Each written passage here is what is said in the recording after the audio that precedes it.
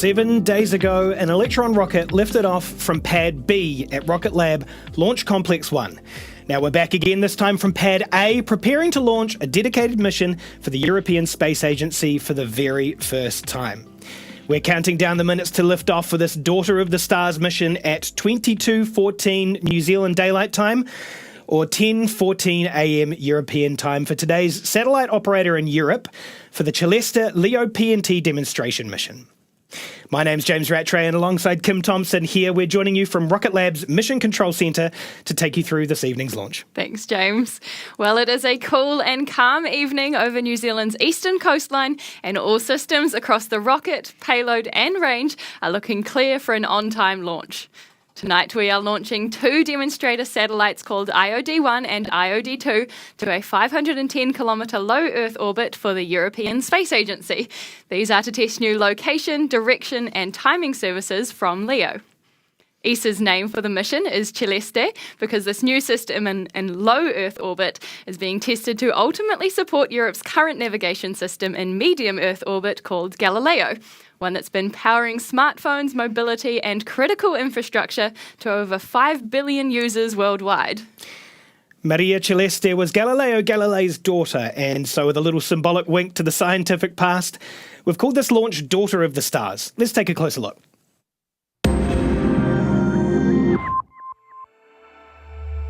The first 2 Celeste demonstrator satellites are ready to launch aboard a Rocket Lab Electron rocket from New Zealand, heading into low Earth orbit at an altitude of around 500 kilometres. This launch will mark Europe's first venture into low Earth orbit for satellite navigation and the first opportunity to demonstrate its benefits for future navigation services. The first satellites are compact CubeSats built across Europe by ESA's industrial partners, GMV and Thales Alenia Space. They've been built, tested and qualified in under 2 years and are now ready for their journey to orbit.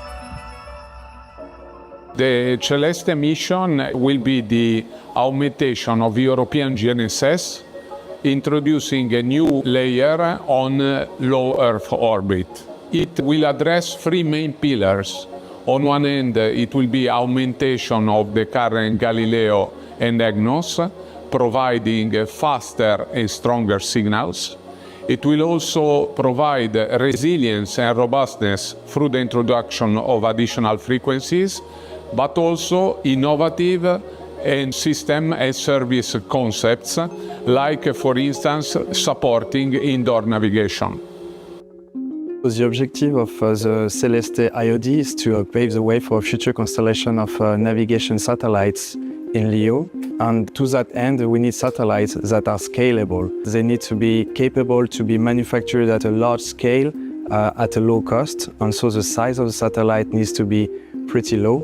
And so one of the main challenges that we have is to pack a wide array of technologies within such a small element.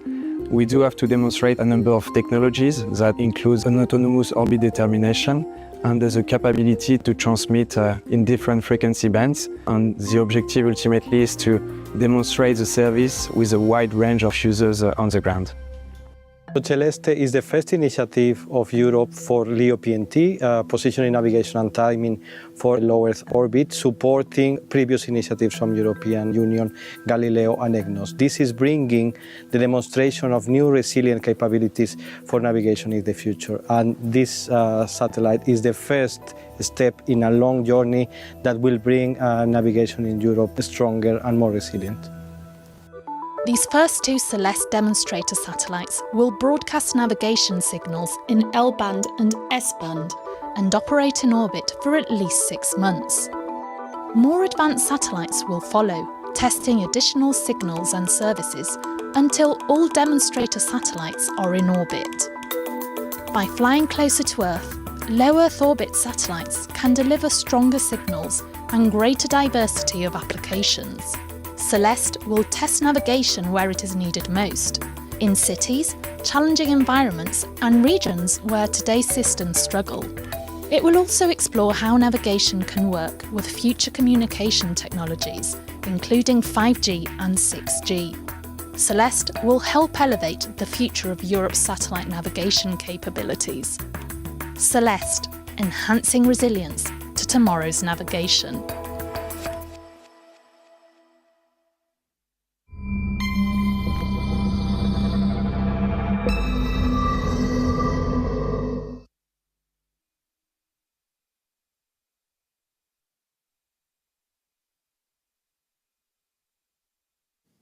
A European mission that is integral to the future of Europe's satellite navigation capabilities, riding to space on Electron. It's an exciting moment for the team, and we can't wait to help secure the future of LEO PNT for Europe with our launch of the mission's first 2 satellites. All right, with 14 minutes and 44 seconds in the countdown to liftoff, we're now just moments away from our launch team beginning the go, no-go poll for this mission. Our launch director today is Julia Wembacher, who'll check in with each station lead on whether their systems are operational and ready for flight. Starting with RCC at our launch site, we have LC1M at the top of your screen there, who oversee the entire launch site. Down from them is IT support, and across the row we have our support roles for our launch director and avionics operator. In front of them is mission management, who are the glue between customer and rocket.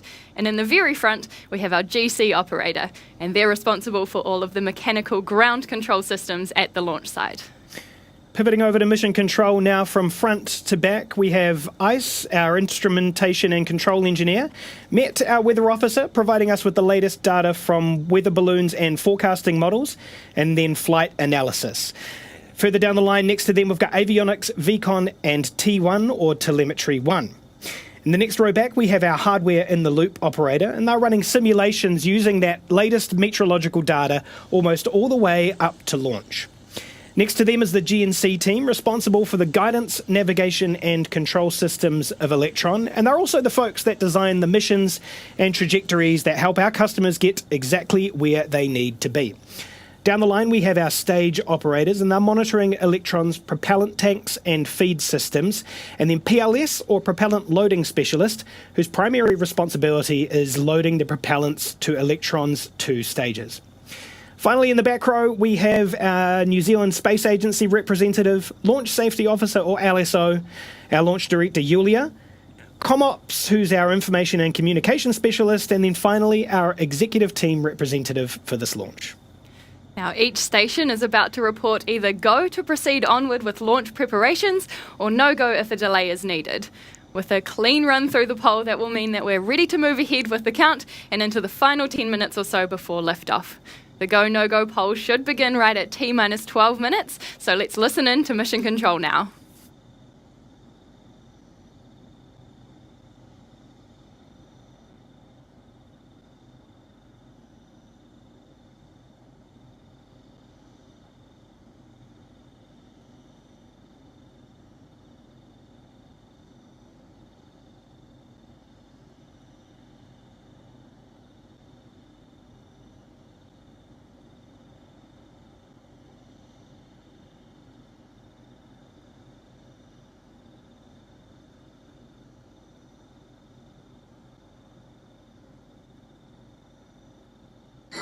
To all operators, LD and mission code, we are proceeding now with the go, no-go sequence, starting with stage.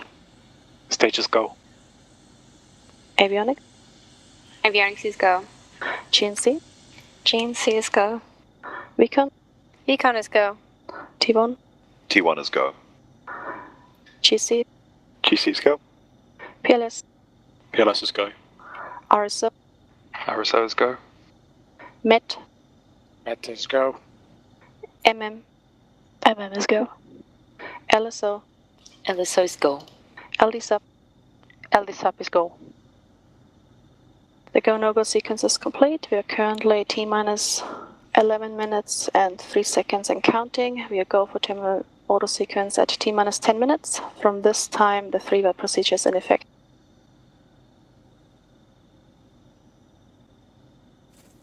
Fantastic news out of Mission Control for the Daughter of the Stars. The launch team is cleared to proceed in the final few minutes of the countdown before Electron's flight computer begins the auto sequence for liftoff.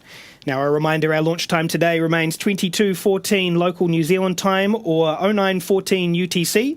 For our European viewers, that's 10:14 a.m. CET, and then across the United States, we'll be lifting off at 5:14 a.m. Eastern or 2:14 a.m. Pacific. Now we have a 1 hour launch window today for this mission. Electron's launch is scheduled for right at the top of that window with backup opportunities through to 19 minutes past the following hour in case we do need to try again for any reason. As the countdown continues, here's more about the Electron rocket launching today's Celeste mission. Electron is the world's most frequently launched small lift rocket, flying from its dedicated launch pads both here in New Zealand and on the United States' eastern shore. Now, across its two stages, kick stage and payload fairing, Electron stands about 18 metres tall, and when it's fully loaded with its liquid oxygen and kerosene propellants, the vehicle weighs 13,000 kilograms. Both stages burn through the entirety of its propellant in less than 10 minutes of flight before the kick stage that's connected to ESA's satellites is released to complete payload deployment for the mission. The majority of the vehicle is made from carbon composite material, which is why Electron has that sleek black look. The strength to mass ratio of carbon composite is particularly beneficial for small rockets like Electron, which was the world's first carbon composite rocket to reach space when it made its debut almost 9 years ago. Another world-first technology on Electron is its Rutherford engines, each one of them made with 3D printing and powered by batteries. There are 9 of these engines at the bottom of the first stage and a 10th engine on the second stage with some slight modifications for the vacuum conditions of space. Within its kick stage platform on top of the second stage is another one of our 3D printed engines. This one is called Curie. It powers the kick stage and attached payload to achieve the target orbit with an accuracy of within mere metres. And this mission will be our 85th launch overall and 6th for this year off the back of Electron's busiest year yet in 2025, deploying missions that built constellations monitoring disasters, connected devices around the world, supported national security and defence with hypersonic flight tests, and delivered satellites to space for international space agencies like today's mission. Here's a little bit more about ways that our Electron rocket delivers access to space for everyone. One of the advantages to having a dedicated mission with Rocket Lab is everything is tailored to your needs as a customer. Instead of going on a rideshare mission where your priorities might take a back seat to other customers, you are in the driver's seat of your mission. The difference between booking a dedicated launch with Rocket Lab and booking a rideshare service on a larger rocket is basically like the difference between taking the bus and taking a black car service. We can put you exactly where you want to be in orbit so that you can start operations on day one. So you might not need to include a large propulsion system on your satellite in order to orbit raise or phase change. We use the kick stage for precise orbital insertion, so we can put you exactly where you want to go. If you need to show results from your satellite, whether that's proving technology or showing value to investors, you really need to be able to turn that around very quickly. And if you're going with a dedicated option, we can guarantee that for you. With Rocket Lab having 2 launch pads and 132 launch opportunities approved per year, it really changes the game for the amount of flexibility that we're able to offer for customers. You're never going to be forced in a position that puts your satellite at risk. We've had so many instances of a customer processing at the launch site and encountering an issue that they need to look into further, and we say, no problem, we will pivot to the next customer, we'll get them going, you guys stay here, keep working, and then once you're ready, we'll put you on the pad as soon as you're good to go. That's the kind of flexibility that basically no other launch provider in this industry can offer. It's amazing to see that in less than 10 years, we're knocking on the door of 100 launches.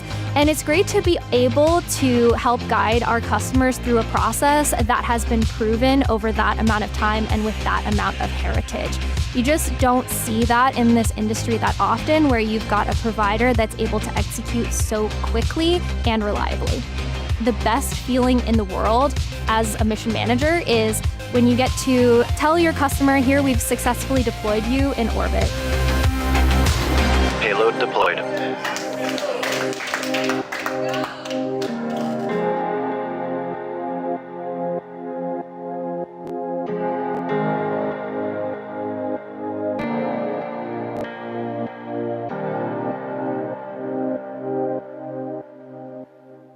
It's been almost 9 years since Electron's first launch back in 2017, and it's been incredible to be part of some of those important missions that make up our history. Now, with this 85th rocket on the pad ready for launch, we're only a few minutes away from adding another fantastic mission to the list of Electron's achievements. Now, it's a big deal for us at Rocket Lab to be launching for the European Space Agency, but this mission is also just as big a deal for the agency themselves. Let's hear from the Director General of ESA, Dr. Josef Aschbacher. Ladies and gentlemen, I'm delighted you can join us today to witness the inaugural launch of the Celeste mission aboard Electron, operated by Rocket Lab. Satellite navigation has become essential to our daily lives. Here in Europe, Galileo and EGNOS are a true success story, powering everything from our smartphones to critical infrastructure. But we can go further. We can make these systems even more robust, more resilient, and capable of so much more. Celeste will demonstrate how a complementary layer in low Earth orbit can enhance Europe's current medium Earth orbit navigation system, delivering stronger signals, new frequency bands, and entirely new services. And this mission doesn't stand alone. Celeste will help shape the future evolution of Europe's satellite navigation capabilities and inform the development of the European Union's own LEO navigation layer. It also contributes to one of the three core pillars of ESA's new European Resilience from Space initiative, endorsed at CM25, which lays the foundations for Europe's future strategic space capabilities. Last year, we celebrated 30 years of satellite navigation at the European Space Agency, a journey that gave rise to Galileo and EGNOS and established Europe as a global leader in this field. Today, with Celeste, we take the next step in shaping its future. Good luck, Celeste, and have a very safe flight.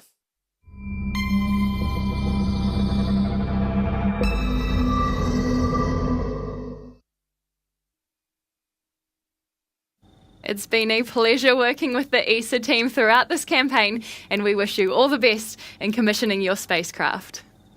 All right, T-minus 2 minutes and 48 seconds. We are just moments away. Standing by now for auto sequence start at T-minus 2 minutes. Here we go. Let's listen into that countdown now. To all operators, we are go for auto sequence start at T-minus 2 minutes. LDs go for launch.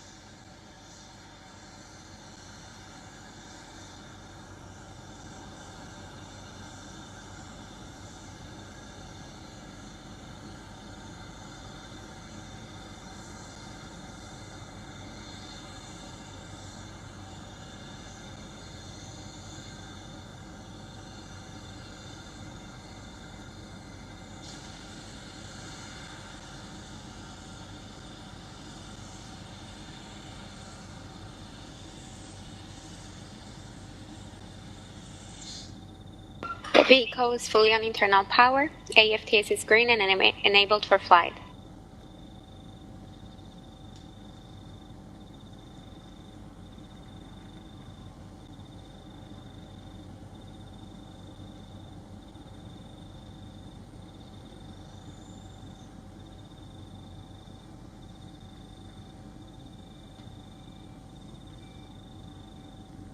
Lockside complete, the system is in recirculation.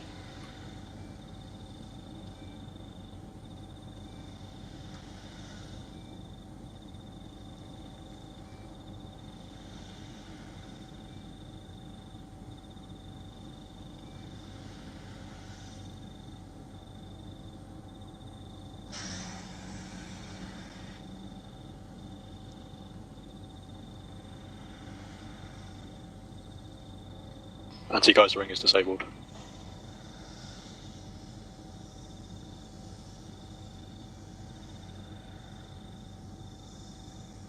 Stage 1 and Stage 2 tanks are pressed. High flow engine purge enabled.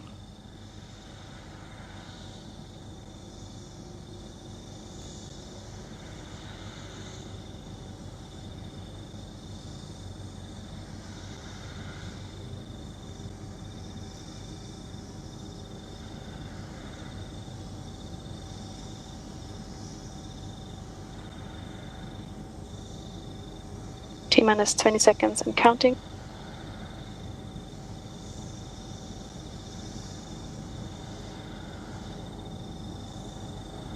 Ten, 9, 8, 7, 6, 5, 4, 3, 2, 1.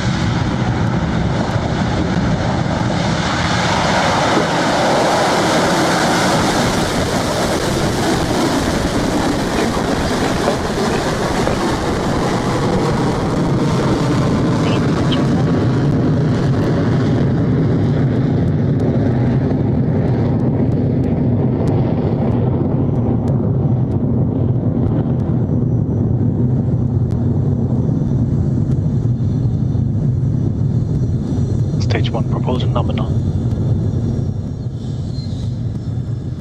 A beautiful nighttime launch of Electron from LC1, and there goes the Daughter of the Stars on her way to orbit for the Leo PNT constellation and ESA for the very first time. Now, Electron's flight computer will soon command the engines to throttle back in preparation to pass through max Q, or maximum aerodynamic pressure, that moment in flight when the pressures against the rocket are at their peak as it climbs through the atmosphere. Approaching max Q.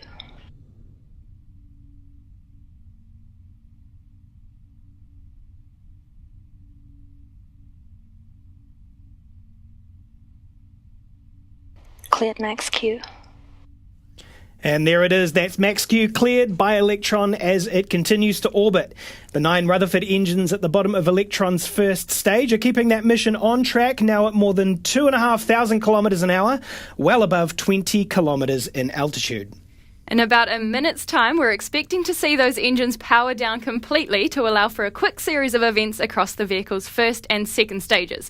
Engine shutdown is called MECO, or main engine cutoff, and it happens just a couple of seconds before the second stage is released along its flight path to allow for a clean separation of the stages. Then the single Rutherford engine on the second stage ignites to continue along that trajectory and build up enough velocity to achieve orbit. 3 events coming up in quick succession, so let's check back in with the operators for confirmation.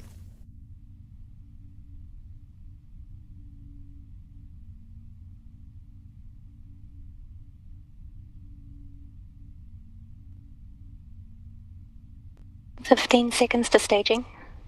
Entered burnout detect mode.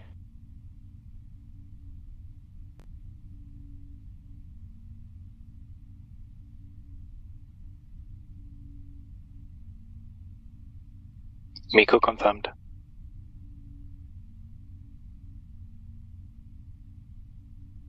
Stage separation confirmed. Stage 2 ignition confirmed.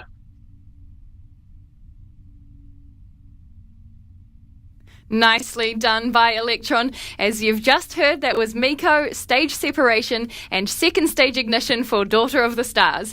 Electron's speed and altitude are looking nominal as we approach fairing separation, when the nose cone covering the IOD-1 and 2 spacecraft will split in half and leave the vehicle.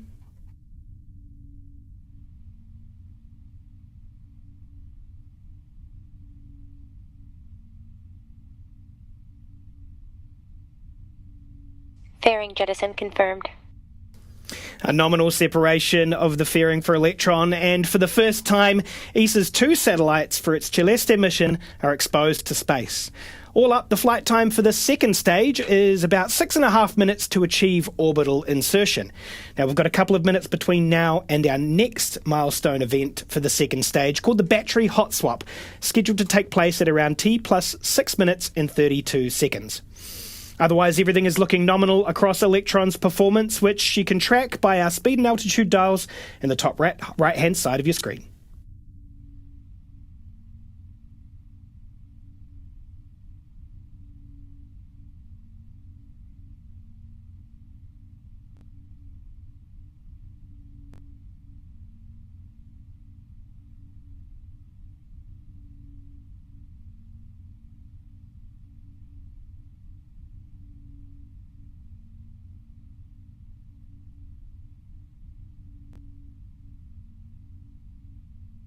Stage 2 propulsion holding nominal.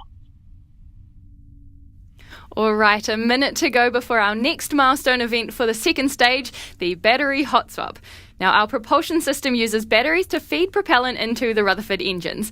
And since the second stage engine burn lasts longer than the first, it starts with several battery packs to power its electric pumps. But as that engine burn continues after the first packs are drained, carrying dead batteries is inefficient. Yeah, so Stage 2 propulsion system instead switches to the newer battery packs for its power source and gets rid of the old ones without interrupting the engine. That is why we call it the battery hot swap.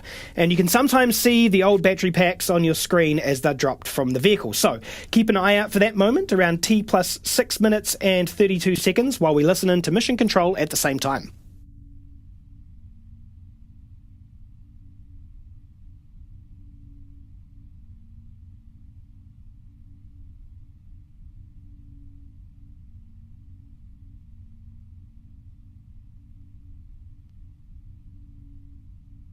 Guidance is nominal, 200 seconds remaining.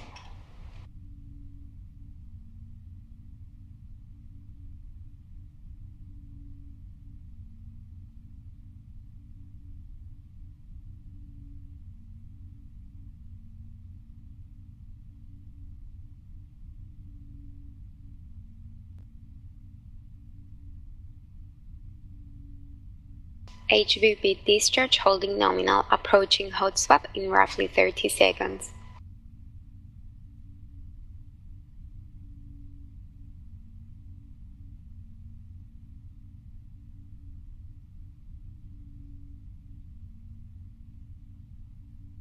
Throttling down.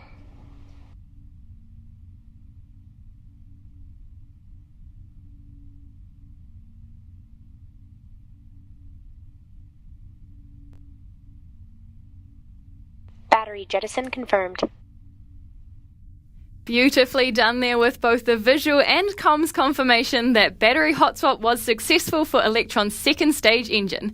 This fresh pack will power the vehicle for another 2.5 minutes while we continue to increase our velocity. Then the second stage will separate from the kick stage that's carrying the ESA satellites, sending it on its way to reach orbit and completing the first phase of the mission for Daughter of the Stars.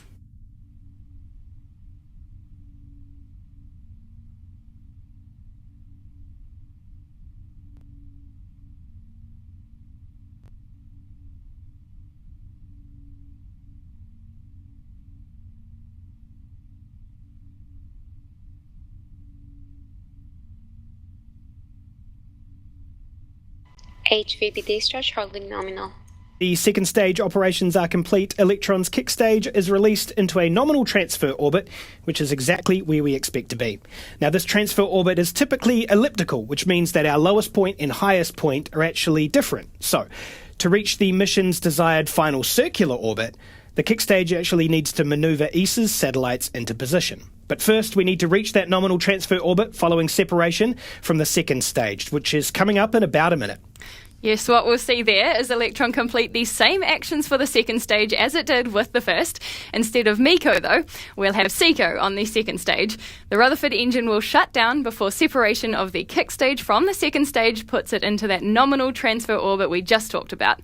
It's another quick sequence of events, just 4 seconds or so in total, and it's scheduled to take place at T plus 9 minutes, so let's listen in. Entered burnout detect mode.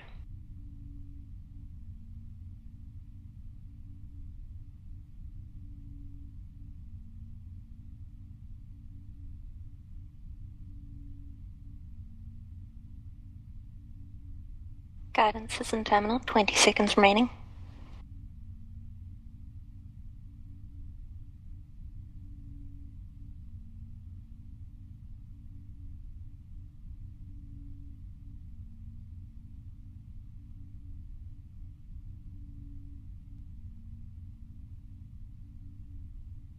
SECO confirmed. Stage separation confirmed. Nominal transfer orbit achieved.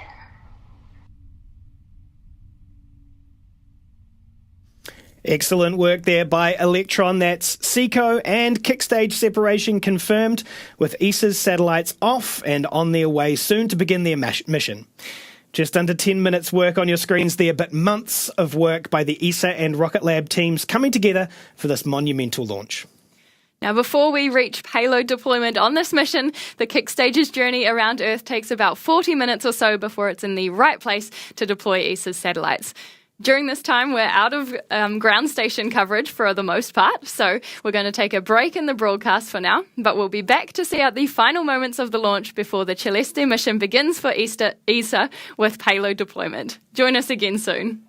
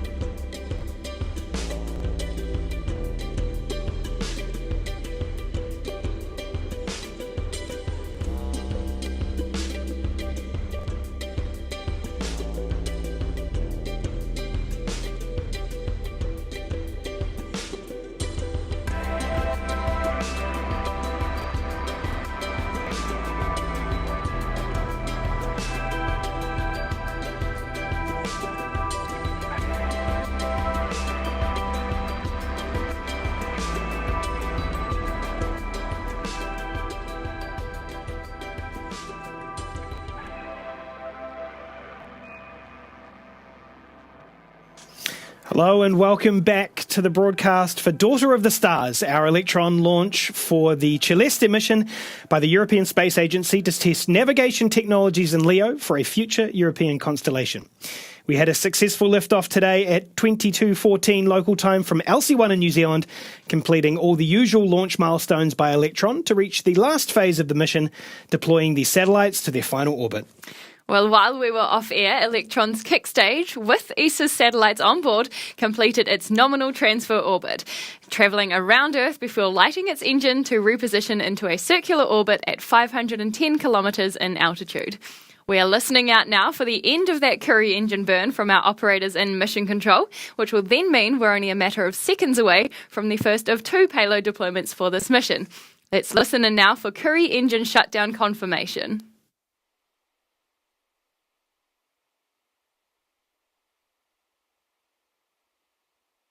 Carry cutoff confirmed. Nominal final orbit achieved. There we go. Engine shutdown achieved on the kick stage. Now less than a minute until payload deployment for the first of ESA's satellites, the IOD-1 spacecraft by GMV. Let's follow along.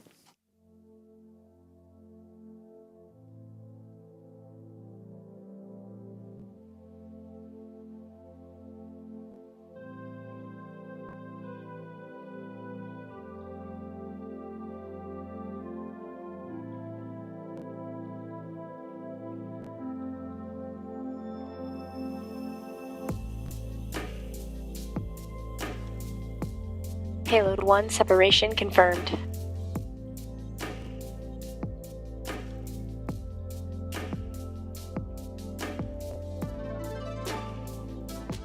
Payload deployment confirmed there for the first of ESA's Celeste satellites, IOD-1. Congratulations to ESA and the industrial team as your mission in low Earth orbit begins. Next up will be payload deployment for the second and final satellite on board. That deployment is scheduled to take place at around T plus 54 minutes and 6 seconds on the mission clock, so we've got about 3 minutes to go, but a lot can happen in those 3 minutes. That's right. At the speeds we're going, we'll be travelling approximately 1,500 kilometres over the ground from west of Morocco all the way north off the coast of Ireland. Along the way, our reaction control system will initiate a very specific manoeuvre to orient us in the required direction for payload deployment. The RCS thrusters on our Curie engine are responsible for our pinpoint accuracy and also allow us to do altitude raising and lowering manoeuvres as well as plane changes. That's right, and we've sent more than 80 Curie engine modules to space, including the Hyper Curie variant used in our Capstone mission to the Moon for NASA. Along with the Rutherford engines on stage 1 and 2, that's over 900 of our 3D printed engines sent to space.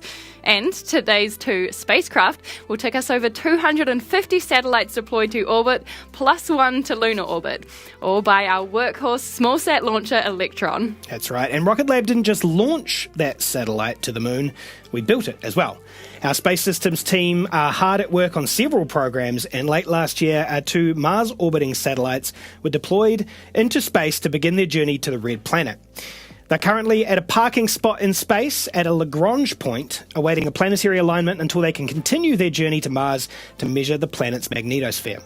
They're currently holding course at L2, which is the same Lagrange point that's home to the James Webb Space Telescope, about 1.5 million kilometres away from Earth.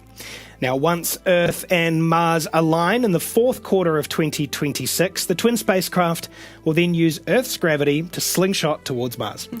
Okay, let's bring things back down to Earth, or at least a little closer.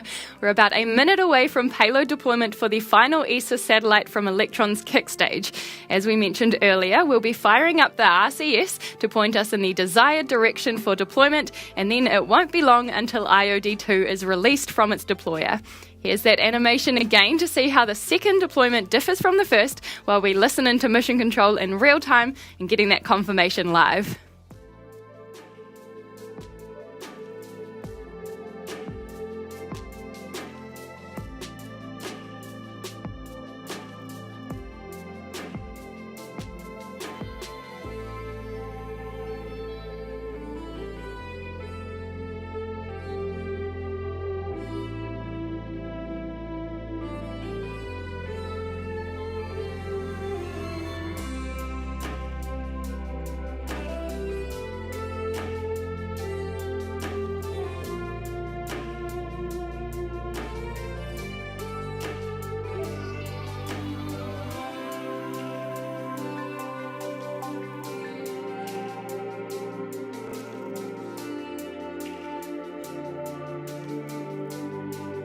Payload 2 separation confirmed. Payload deployment confirmed for IOD-2 and confirming full mission success once again by Electron, this time for the European Space Agency. Welcome to space and the beginning of a new chapter in satellite navigation for Europe. The daughter of the stars has joined Galileo in space. Congratulations to the ESA and Rocket Lab teams, our first mission for the European Space Agency and our 85th launch overall for our Electron rocket. And also a big congratulations to the team at LC1, demonstrating the value, of course, of multiple pads at launch sites around the world. A smooth turn from Pad B back to Pad A, rollout, wet dress, all within a few days. We'll have another mission ready on the launch pad before you know it, so keep an eye on our website and social media channels for updates about our next mission. Thank you so much for joining us. This is Rocket Lab Mission Control, signing off.